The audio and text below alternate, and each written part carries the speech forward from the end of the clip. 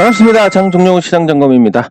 네, 코스피 지수 하락 마감했는데 거의 보합으로 보면 될 것 같고, 지수가 보합인 상태에서 종목별 변동성은 또 크게 나왔습니다. 그래서 크래프톤, 신규 상장하는 크래프톤 관련주들이 올랐고, 그리고 건설주들도 준동, 조선주들도 양호한 모습을 보였는데, 예, 그 과정에서 이제 주목할 게 이 게임주들의 상승입니다. 이 게임주들의 상승은 중국하고 관련이 큰데, 우리나라 게임들이 중국에 가서 흥행을 했고, 그래서 아직도 그것 때문에 가치 수존을 유지를 하고 있는 기업들도 있습니다. 예, 근데 신규 판호, 그러니까 이 판호라는 게 중국은 모든 게 이제 공산당의 통제 하에 있습니다. 그러니까 중국이라는 국가라기보다는 이 공산당이 중국이라는 나라를 어떻게 보면 식민지화한 상태?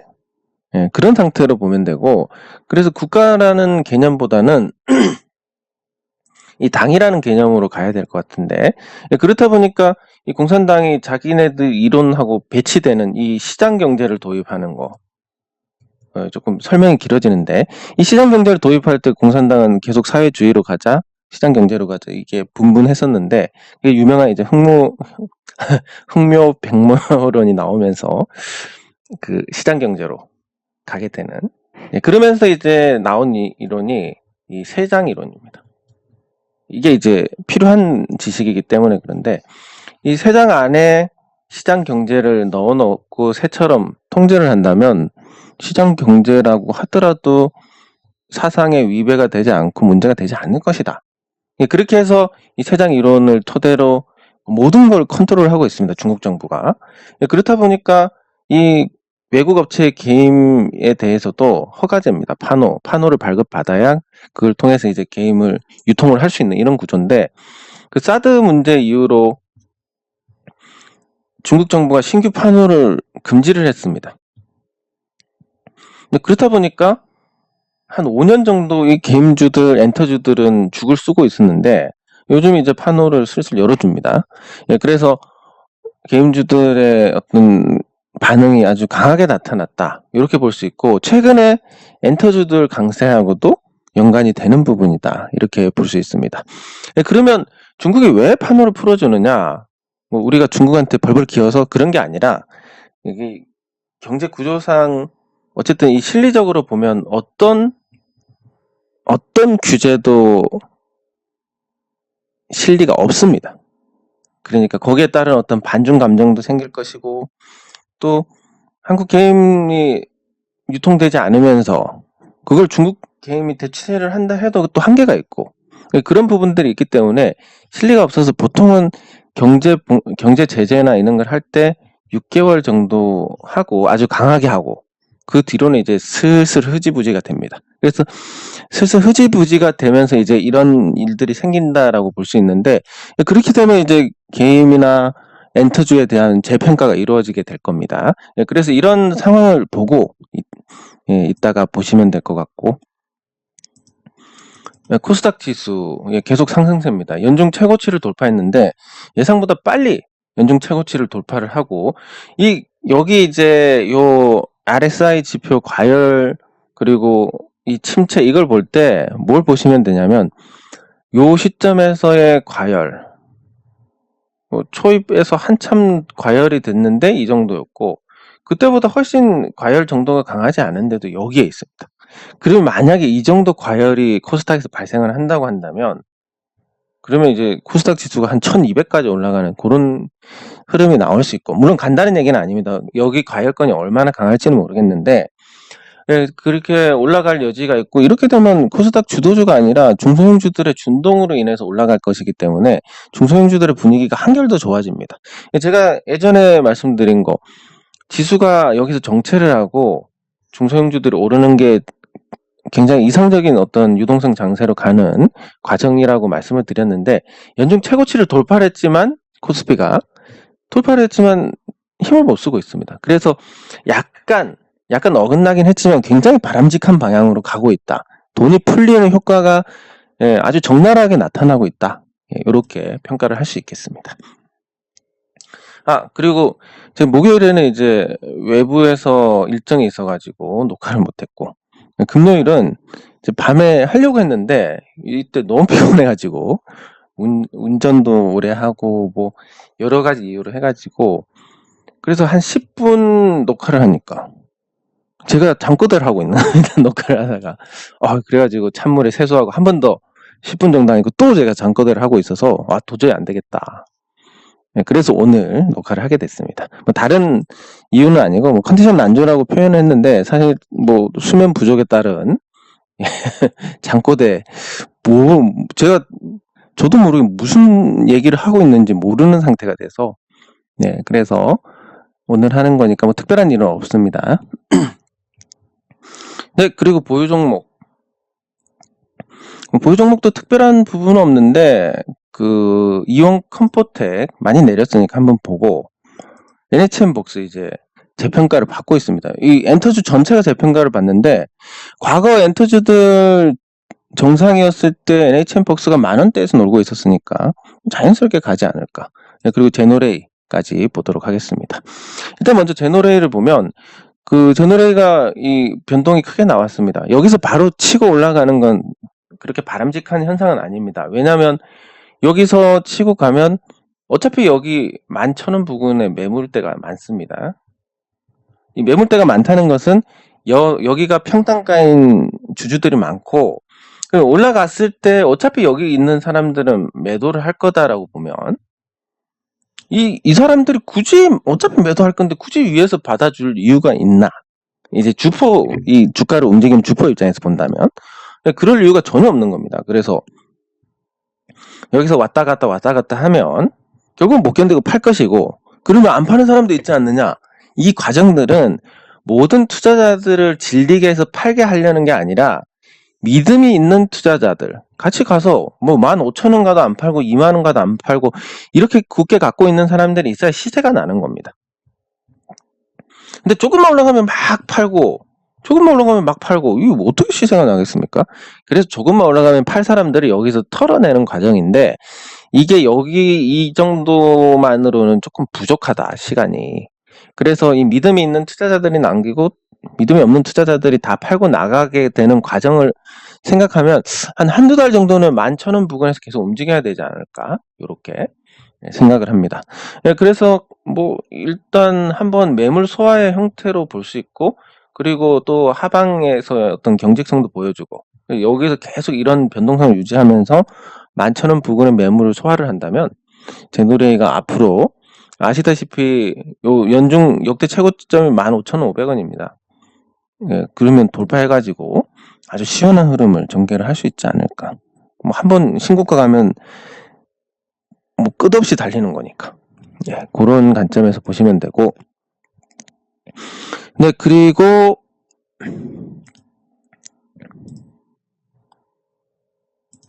NHN복스, 딱히 NHN복스는 뭐 특별한 건 없는데, 요 엔터주들이 이제 지금 이제 바닥을 치고, 이게 긴 흐름만 보면 이제 긴 장기 하락을 극복하고 올라가는 과정입니다. 그러면 지금 사실 흐름만 또 놓고 본다면 이게 의미는 없지만 확률적인 거니까, 흐름만 놓고 보면 이제 급락을 하면서 수습하고 바닥을 확인하고 이제 이렇게 방향을 잡아가고 있습니다. 그럼 이게 세게형으로 간다면 이제 이번에는 좀 큰 파동이 나올 겁니다.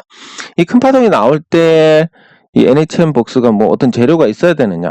이전에 보면 사드 배치 이전에 보면 10,000원대 중반에서 놀다가, 그리고 그 이후에는 흑자 전환을 했는데 주가가 떨어졌습니다. 그래서 엔터주 전체의 어떤 평가 문제다라고 볼 수가 있고, 그럼 지금 엔터주들 중에서 뭐 SM,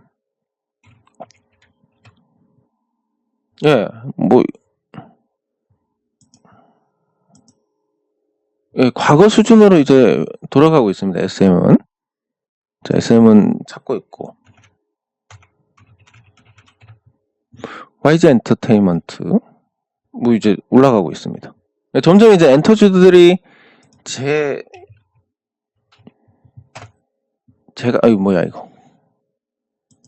가치를 찾아가고 있는 이런 모습입니다.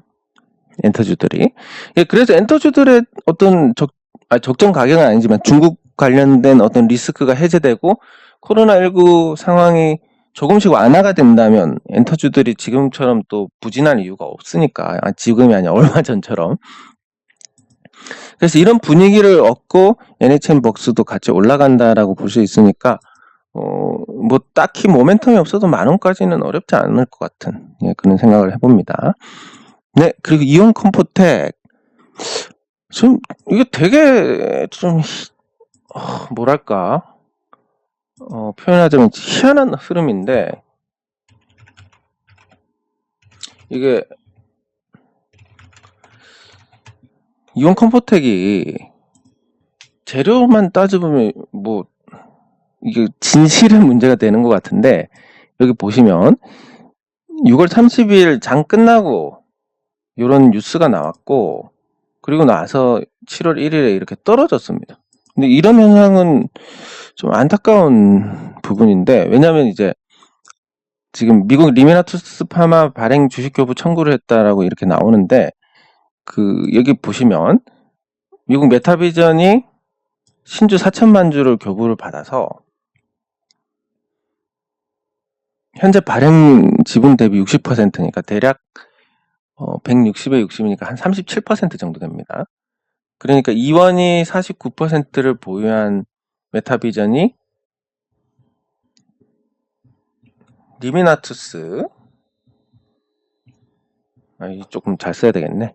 이원 메타 리미나투스 이렇게 해가지고 이원이 49, 37%를 이렇게 보유하는 구조가 됩니다. 그러면 이제 나스닥 상장을 위한 프리 IPO 투자를 실시한다, 이렇게 나와 있습니다.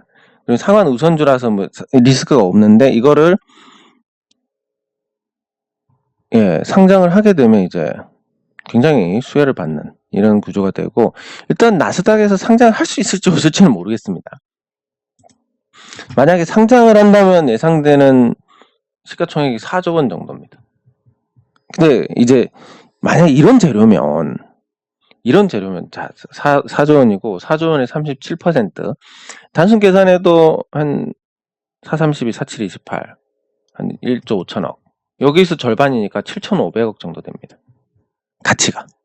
이온 컴포텍이 보유한 가치가 7,500억 정도라고 볼 수가 있는데, 이온 컴포텍의 시가총액이 뭐 아시다시피 2천억도 안 되니까 주가가 이게 5만 원 갈 재료다, 이렇게 볼 수 있습니다.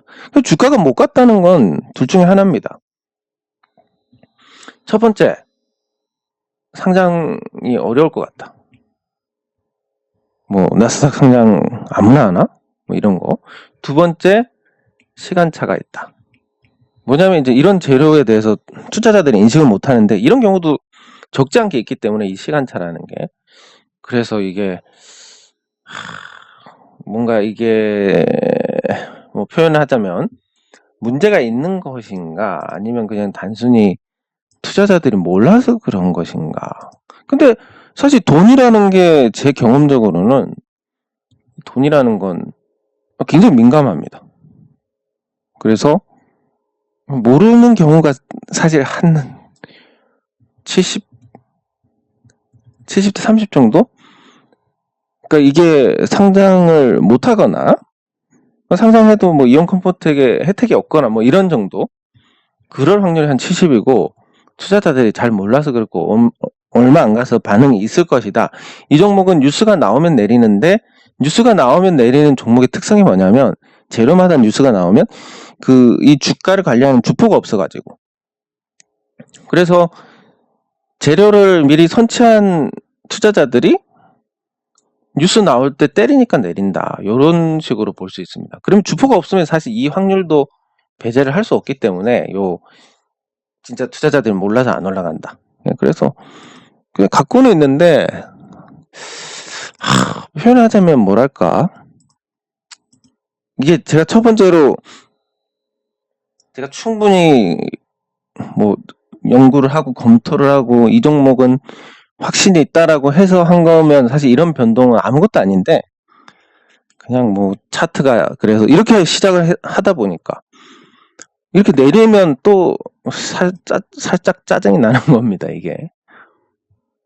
그래서 그리고 말씀드렸듯이 뭐 차트가 예쁘다 이러다가 떨어졌고 차트가 다시 살아났다 떨어졌습니다. 의미는 없으면 이 차트라는 게 의미가 없고 그러면 이제 나스닥 상장 자체가 뭐 사기다 아니면 투자자들이 잘 몰라서 그렇다. 근데 이 기술적으로 보면 잘 몰라서 그렇다라는 것도 약간의 어떤 뭐 약간은 아니고 한 7대3 정도 좀 그럴 만한 어떤 여지가 있다고 보니까 네, 들고는 가는데 그냥 좀 짜증스럽습니다. 네, 그래서 제가 저번에도 계속 말씀드리지만 가능하면 이온 컴포텍은 그냥 구경만 하시는 게 좋을 것 같습니다. 예. 그리고 댓글 확인하도록 하겠습니다. 이게 조금 시간이 지났는데 스튜디오 코리아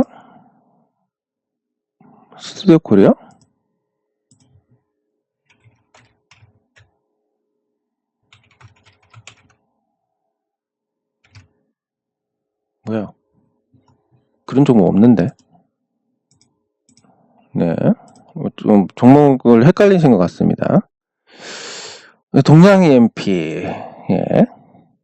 일단 뭐 기본적으로 검토를 하신 것 같아서 예, 아주 좋습니다. 이런 질문 아주 좋습니다. 네, 잘 정리를 해서 하반기에는 좋은 결과 있으셨으면 좋겠습니다.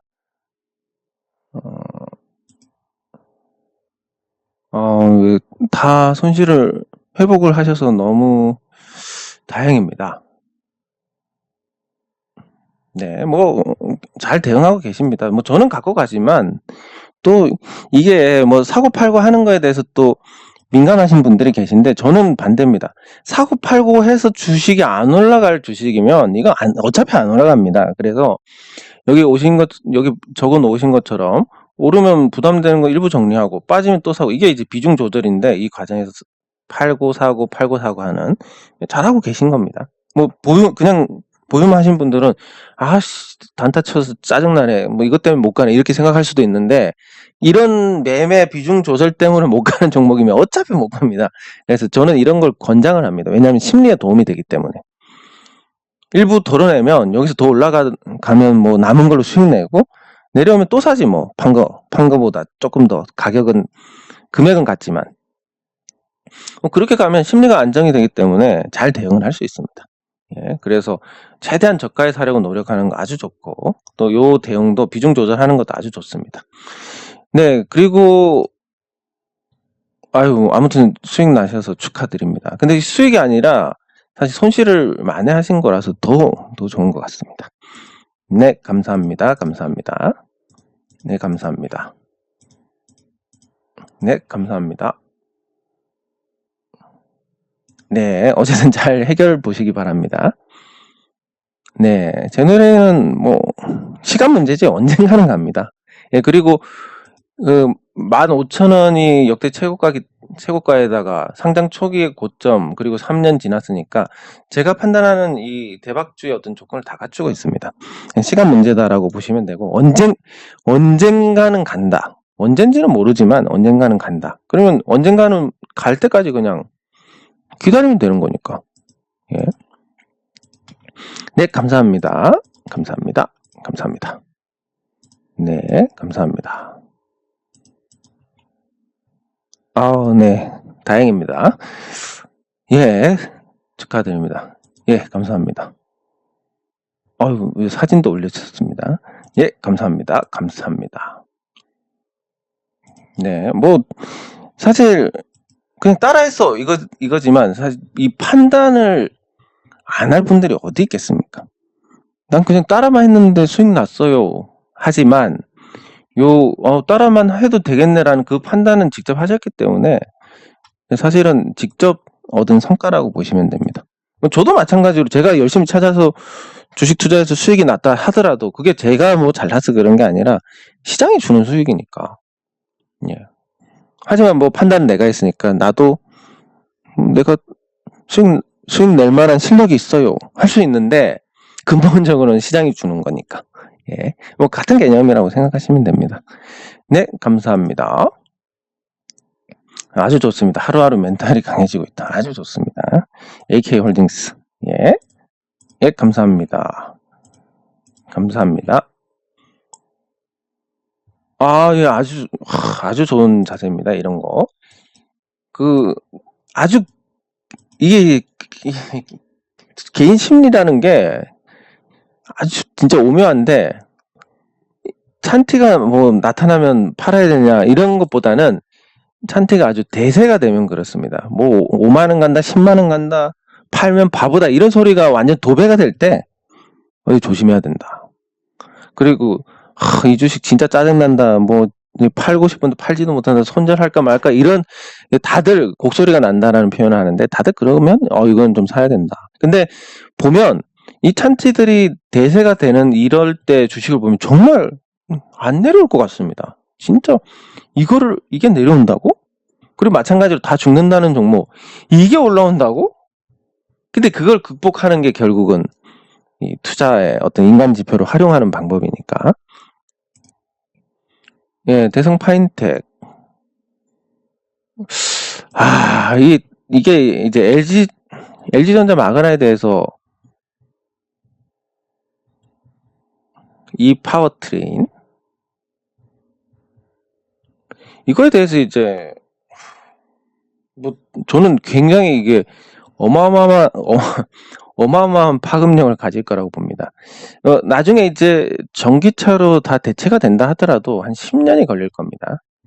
10년이 걸리고 그 경제성 부분에서 이제 좀 따져봐야 되는데, 제가 전기차를 타고 있습니다. 그리고 적지 않은 주행을 하고 있고, 한 달에 전기 요금으로 한 3, 4만 원 정도 지출이 됩니다. 할인 받을 때 2만 원이었는데 이제 할인 줄어들면서 조금 늘어났습니다. 그러면 제가 만약에 자동차를 그 정도 탄다라고 하면 한 30만 원에서 40만 원 정도 비용이 들 겁니다. 야, 이 정도 경제성이면 이건 전기차로 가야 되는 거 아닌가? 근데 제가 이게 전기차가 100%가 될 거다라고 생각을 했다가 생각을 고쳐먹은 게 뭐냐면, 이건 우리나라의 기름값일 뿐이니까 외국에서는 또 다르지 않겠습니까? 석유에 대한 세금이 없거나 적은 나라들. 예를 들면 사우디에 제가 과거에 한 5, 6년 전에 친구가 중동 건설 현장에 갔었는데, 그때 그 SUV 차량 완전 가득 채우면 6,000원이라고 했습니다. 한번 주유 가득 채우면. 한 번 채우면 한 800km 가니까 한 3번 채운다, 4번 채운다, 5번 채운다 해도 3만 원인데, 그러면 사우디 같은 나라는 전기차로 바꿔가지고 경제성이 있느냐? 충전만 귀찮고, 충전하기 귀찮은 데다가 또 이거 뭐 인프라도 다시 구축을 해야 되고, 근데 전기차가 또 비싸고, 거기다가 비싼 전기차인데 유지비가 같고, 그럼 도대체 왜 이 사우디나 이런 중동 국가들은 왜 이거를 전기차를 사야 될까? 이런 생각을 하다 보니까 100%보다는 한 50% 정도? 근데 이게 아주 저명한 교수님이 50%라고 했습니다. 제가 어제가 아니구나. 오늘 오전에 만나 뵙고, 또 우리 주식 투자자들을 위한, 어떤 좀 제가 또 듣고 그대로 전달해드리면 여러분들도 도움이 되니까. 그래서 그 교수님 말씀 중간중간에 이제 제가 계속 질문을 드려가지고, 살짝 뭔가 또 너무 질문 드리면 부담스러우실 거니까 아주 고민을 하다 조금 드리고 했는데, 교수님께서 보시기는 한 50%. 근데 업계에서 뭐 현대차 연구원들 대상으로 교육을 하시는 뭐 그런 정도의 분이니까, 그래서 이 정도로 될 것 같다. 근데 그래서 이제 교수님은 거기까지만 말씀하셨는데, 왜 이렇게 생각하실까 제가 생각을 해보니까, 그래서 이게 이제 이런 거, 하늘에 별자리가 있는데 사람이 이제 이걸 관측을 하다 보니까 뭔가가 이상한 부분이 있는데 해서 찾아보니까 그게 정답이라고 생각하고 찾아보니까 뭔가 이상한 부분이 있더라, 이런 것처럼. 그럼 이걸 정답이라고 한번 생각해보고 보급이 안 되는 이유를 찾아보자 해서 열심히 제가 고민을 해보니까 이런 문제가 있는 겁니다. 이건 제가 찾은 겁니다. 예, 그래서 만약에 우리도 휘발유에 대해서 세금을 부과를 하지 않는다면 거의 한 3분의 1 가격이 되니까 그러면 유류비가 10에서 20만 원 정도 되고 할인 끝나면 한 5에서 10만 원 정도 될 겁니다. 전기는. 뭐 이걸 세금 다 없애버린다라고 하는 건 가능성이 떨어지지만 뭐 미국도 세금이 거의 없고 이렇다 보니까 과연 땅이 크고 이런 국가들은 전기차로 다 바꿀 수 있을까? 그러면 50%입니다. 그럼 남은 50%는 전기차 혜택을 못 받느냐? 그게 아니라 이제 LG전자 이 파워트레인이 하는 그 플러그인 하이브리드 형태. 그러니까 그냥 모듈화 시켜가지고 기존 자동차를 별도로 개발하지 않고 기존 자동차에 그 1,000만 원짜리 이 모듈을 탑재를 해서 모터하고 배터리로 구성되어 있는. 그래서 한 40-50km 가는 거는 전기로 가고, 그리고 평소에도 이 전기 모터가 힘을 보완을 해서 연비를 높여주고, 뭐 이렇게 하면 한 반반 정도 되지 않을까 싶습니다. 무슨 얘기하다 여기까지 왔지? 아, 예, 그래서 이 LG전자 마그나 이 파워트레인이 출범을 하면 뭐 아마 제가 생각했을 때 1,000만 대 이상? 왜냐하면 전 세계 한 1억 4천만 대 4천만 대? 1억 4천 1억만 대. 예. 이 정도가 팔리면 절반이 7천만 대가 나중에 궁극적으로는 7천만 대가 아니, 이상한 차 빼고 한 5천만 대가 트럭 같은 거 빼고 이런 시스템을 탑재를 할 거면 매출이 500조가 나올 겁니다.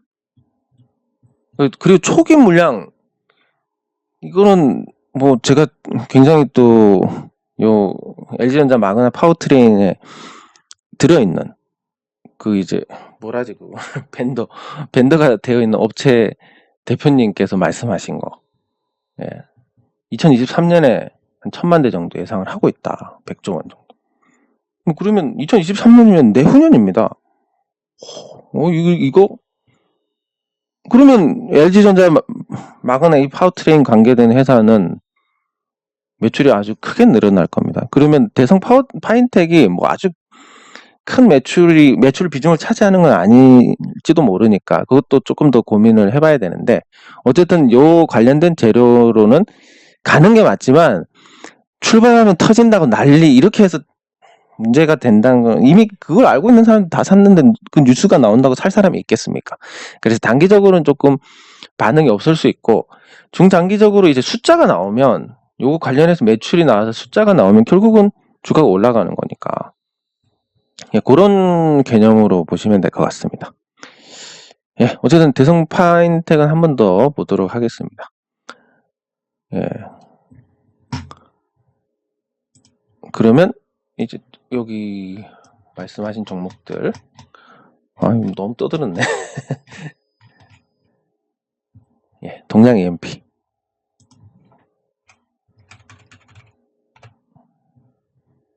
네, 이거를 하고 마지막으로 이제 현대차를 볼 건데, 동양 EMP는 영업이익도 증가하고, 요거를 생각하시면 됩니다. 한번 이게 큰 시세는 아니지만 한번 시세가 나면 시장이 좋을 때 2년,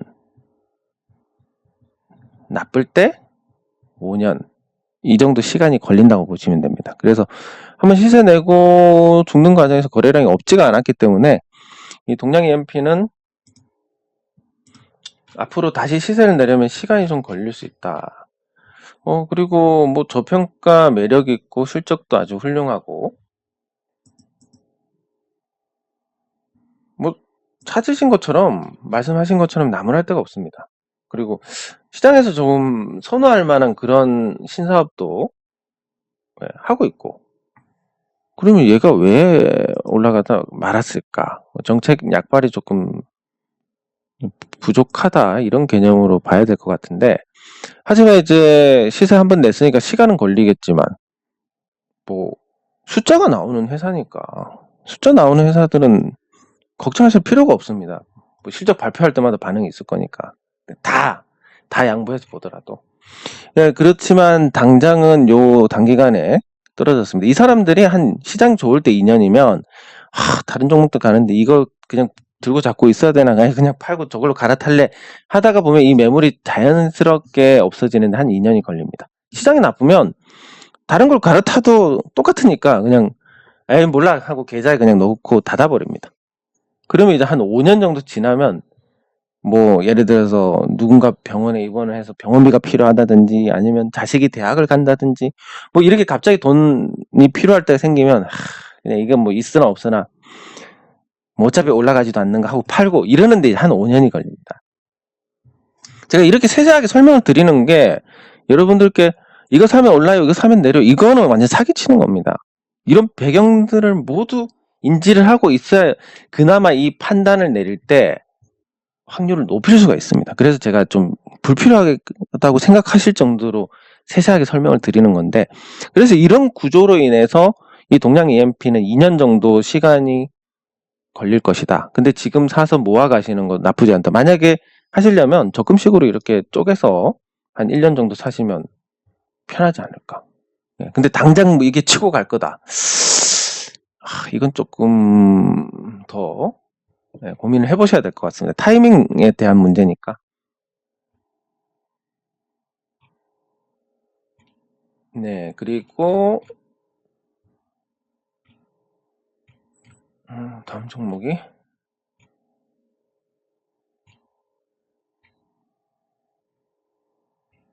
AK홀딩스. 예, 보복 소비 관련해서 말씀하셨는데, AK홀딩스가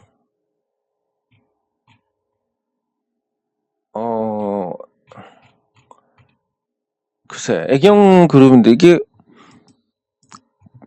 지금 보복 소비가 일어나려면 어쨌든 코로나 이 상황이 종식이 돼야 됩니다. 코로나 상황이 종식이 돼야 된다는 전제로 본다면 이 AK홀딩스는 두 가지 측면에서 약점이 있습니다. 하나가 지주사다.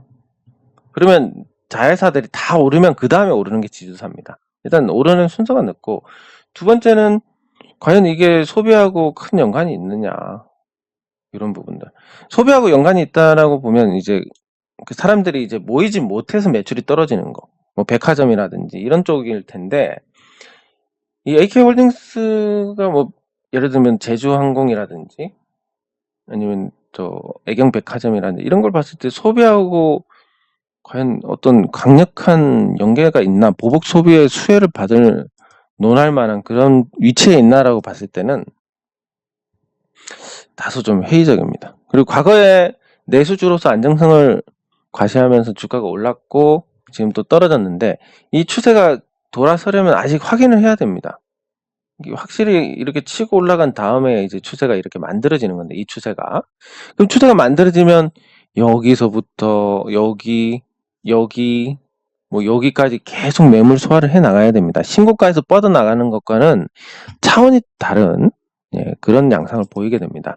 그렇기 때문에 AK홀딩스가 별도 기준으로 봤을 때 지금 주가가 약간의 저평가 상태는 맞습니다. 약간의 저평가지만 지주사라는 특성 이런 걸 감안했을 때 여기서 이미 또 어느 정도 올라왔고, 그럼 여기서 더 올라갈 만한 여지가 있나 그러면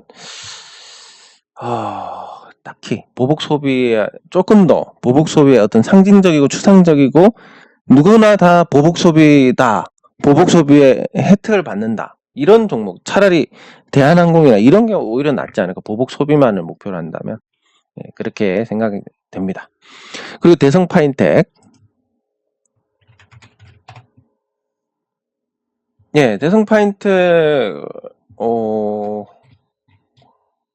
근데 이게 게시판에서 터진다 해서 제가 올라가는 경우를 거의 못 봐가지고, 일단 내용 자체는 나쁘지 않지만 게시판에서 그렇게 떠들면 재미가 없다라고 보시는 게 맞으니까, 그런 측면에서는 추세를 만들기는 했는데, 그리고 여기서도 한번 저항을 받고 내려왔으니까 그 다음은 여기인데, 그렇다 해도 뭐 가격 매력이 아주 크지도 않고 실적이 터진 것도 아니니까 LG전자 마그나 파워트레인이 출범하면 2022년에 어떤 투자 단계일 거고 2023년부터 본격적인 매출이 나올 거니까 그러면 그렇게 재료가 노출된 상태에서는 2022년까지는 못 갈 거라고 보고 2023년이 되면 예, 터진다. 숫자가 나올 거니까 터진다. 그렇게 보면 아직 지금 진입하는 건 딱히 매력이 없다. 예, 이렇게 보는 게 맞을 것 같습니다. 네, 그리고 현대차.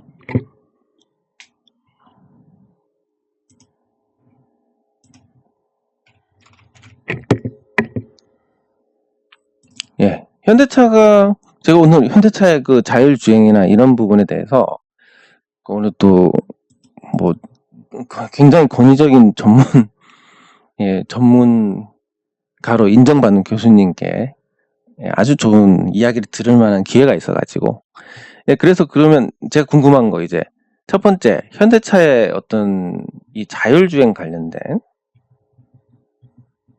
위상이 어떻게 되는지 그리고 앞으로 이 자율주행이 어떤 형태로 완성이 될 것인지 그리고 세 번째 이 중앙 통제 방식의 테슬라가 어느 정도로 압도적으로 유리한지 요거에 이제 초점을 맞추고 이제 교수님께 질문을 드렸습니다. 물론 이제 시작은 요즘 학생들이 어떻냐부터 해가지고 그거 궁금하기도 했고 예, 그렇게 질문을 드리면서 이제 이쪽으로 말씀을 드렸는데 다행히 너무나 잘 설명을 해주시고 또 적극적으로 설명을 해주셔가지고 오늘 이거 잊어먹기 전에 여러분들께 그대로 전달을 해야지 예, 이런 생각으로 말씀을 드리는데 일단 현대차가 자율주행은 그 합작사 설립하면서 이게 뉴스로 보여드리는 게 맞을 텐데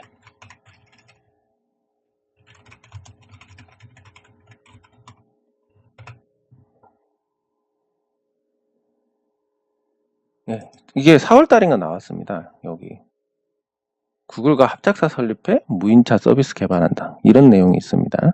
예, 그래서 이런 부분들하고 그 외에도 하나 더 있는데 이런 걸 하면서 이제 현대차가 그 자율주행에서 어느 정도 숫자로 좀 간단하게 부탁드렸더니 한 1.2등급까지 왔습니다. 테슬라가 1등급이라고 봤을 때 현대차는 한 1.2등급까지 왔답니다. 이거 합작사하고 이러면서 3등급에서 바로 왔다라는 거. 그러면 이제 이 세간에서는 테슬라가 한 6년 정도 앞서 있다고 하는데 이거 격차 줄이려면 진짜 이만큼 걸리느냐 아니면 얼마 정도 시간이 걸리느냐 그것도 질문 드렸는데 이 6년이 아니라 그동안 이제 이 기존 자동차 회사들은 안전이 가장 중요하니까 운전자가 사고가 나서 자동차 결함으로 사고 나면 그만큼 치명적인 게 없기 때문에 안전이 확실하게 확보가 되지 않으면 기술을 선보이지 않는답니다. 테슬라는 이제 굉장히 좀 적극적으로 그런 걸 하고 있고 기존 자동차 회사가 아니다 보니까 그럼 기존 자동차 회사들은 이제 안전이 확보된 기술만 탑재를 해서 하는 것이기 때문에 느려 보이는 거지 실제로 작정하고 하면 한 1년 안에 따라잡을 수 있다. 그러니까 테슬라하고 격차가 아주 큰 건 아니다라고 보고 그리고 이 중앙 통제 방식 굉장히 유리한 게 맞다. 기존에는 한 100개 정도가 들어가면 이 중앙 통제는 5개 정도로 해서 그냥 이제 단순하게 수치로 표현한 겁니다. 그러면 이게 비용이 훨씬 저렴해지고 중앙 통제로 하기 때문에 문제가 있을 때 업데이트만 하면 끝납니다. 소프트웨어 업데이트. 그리고 하드웨어 제어하기도 훨씬 좋고. 그래서 앞으로 방향이 이렇게 갈 거다. 그럼 테슬라가 먼저 하고 있는데 이거 역시 그 격차를 줄이는데 시간이 많이 안 걸릴 것이냐? 그렇게 걸리지는 않을 거랍니다. 그리고 테슬라의 어떤 약점이라고 한다면 테슬라는 이제 사람 눈을 가지고 이제 자율주행의 어떤 인식을 하려고 하는데 그러다 보니까 사고가 한 번씩 나는 거고 자동차 회사들은 이제 라이더 거리를 확실하게 이제 이렇게 측정할 수 있는 이 장비를 가지고 하는데 장비가 이게 대당 한 2억 정도 하다가 최근에 한 1,000만 원 정도까지 떨어졌습니다. 그리고 이게 4개 정도가 탑재가 돼야 정확하게 이제 인식을 할 수 있다고 하는데 그럼 4개가 탑재해서 이 빈틈없이 인식을 하게 됐을 때 지금은 4천만 원이 드니까 어렵지만 장기적으로 이게 대량 생산하고 기술이 더 완성이 된다면 개당 100만 원 정도로 떨어질 거랍니다. 그럼 4개 탑재해도 400만 원이니까 테슬라하고 비교해서 뭐 기존 자동차 회사들이 더 자율주행해서 그렇게 열세인 건 아니다. 그렇게 따졌을 때 그러면 이제 오늘 제가 좀 정리가 된 게 전기차가 100%가 아니라 50% 정도 될 것이다. 그럼 지금 기존 자동차 회사들의 절반 정도는 그냥 내연 기관차를 팔게 된다는 거고, 신규 전기차 업체들은 이 내연 기관차 외에 남은 50% 갖고 피차지게 싸운다는 거니까 기존 자동차 회사가 오히려 훨씬 유리하지 않을까 하나. 그리고 자율주행에 대한 기술 격차가 어떤 세간의 공포, 뭐 6년 걸린다 이런 것보다는 훨씬 낫다. 1년 정도밖에 안 되고 이것도 작정하고 투자하면 금방 따라잡는다.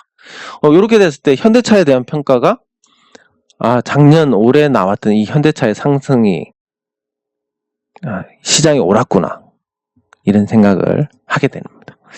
예, 그래서 항상 드는 거지만 작은 종목들은 모르겠지만 큰 종목들의 상승은 시장이 옳다라고 보는 게 맞을 것 같고, 예, 그런 관점에서 보자면 현대차가 지금 이제 아직 뭔가 좀 보여줄 게 남아있지 않을까 이런 생각도 드니까 근데 저는 이 가격에 사진 않을 겁니다. 근데 뭔가 보여줄 게 남아있을 것 같은 그런 생각은 듭니다. 네, 장 종료 시장 점검은 여기서 마치도록 하겠습니다. 수고하셨습니다.